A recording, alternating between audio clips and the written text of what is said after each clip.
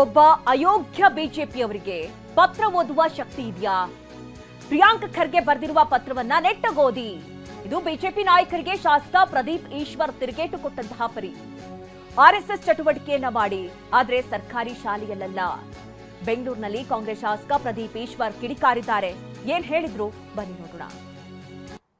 ನಮ್ಮ ಪ್ರಿಯಾಂಕ್ ಸಾಹೇಬ್ರ ಬಗ್ಗೆ ಮಾತಾಡ್ತೀಯ ಏನಂದೆ?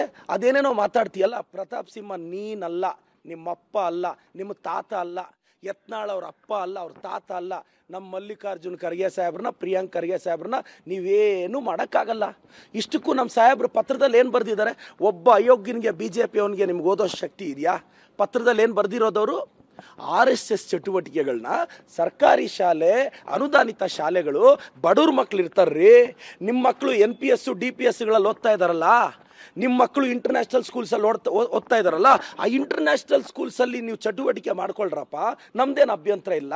ನಾವು ಕೇಳ್ತಿರೋದು ಬಡವ್ರ ಮಕ್ಕಳು ಓದ್ತಿರೋ ಸರ್ಕಾರಿ ಶಾಲೆ, ಅನುದಾನಿತ ಶಾಲೆಯಲ್ಲಿ ನೀವು ಹೋಗ್ಬಿಟ್ಟು ಕ್ಯಾಂಪ್ಗಳು ಮಾಡಿದ್ರೆ ಆ ಮಕ್ಕಳ ಶೆಡ್ಯೂಲ್ಗೆ, ಅಕಾಡೆಮಿಕ್ಸ್ಗೆ ಸಮಸ್ಯೆ ಆಗುತ್ತೆ ಅನ್ನೋ ಕಾರಣಕ್ಕೆ ಸಾಹೇಬ್ರು ಬರೆದಿರೋದು. ನೀವು ಯಾರಾದರೂ ನೆಟ್ಟಕ್ಕೆ ಪತ್ರ ಓದಿದ್ದೀರಾ? ಇಲ್ಲಿ ಅದರ ಆಕ್ಟಿವಿಟೀಸ್ನ ಬ್ಯಾನ್ ಮಾಡಿ ಅಂದಿದ್ದಾರೆ. ತಪ್ಪೇನಿದೆ? ಸರ್ಕಾರಿ ಶಾಲೆಯಲ್ಲಿ ಯಾವ ಆಕ್ಟಿವಿಟೀಸು ನಡಿಬಾರ್ದು. ನನ್ನ ಕ್ಷೇತ್ರದ ಸರ್ಕಾರಿ ಶಾಲೆಗಳ ನಾನು ಯಾವ ಆಕ್ಟಿವಿಟಿ ನಡೆಯೋಕ್ಕೂ ಬಿಟ್ಟಿಲ್ಲ ಇವತ್ತಿಗೂ. ಯಾಕೆ? ಬಡವ್ರ ಮಕ್ಕಳಿಗೊಂದು ನ್ಯಾಯ, ನಿಮ್ಮ ಮಕ್ಕಳಿಗೊಂದು ನ್ಯಾಯನಾ?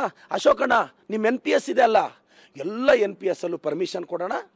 ನಾವು ಸರ್ಕಾರದಿಂದ ಪರ್ಮಿಷನ್ ಕೊಡಿಸ್ತೀವಿ, ಅಲ್ಲಿ ಮಾಡಿಸ್ರೋಣ. ನೀವು ಸರ್ಕಾರಿ ಪ್ರಾಪರ್ಟಿಗಳಲ್ಲಿ ಬಂದು ಮಾಡಿದ್ರೆ ಏನರ್ಥ? ಪ್ರಿಯಾಂಕ ಸಾಹೇಬ್ರನ್ನ ಟಾರ್ಗೆಟ್ ಮಾಡಿ ಇಟ್ಟಿದ್ದೀರಾ.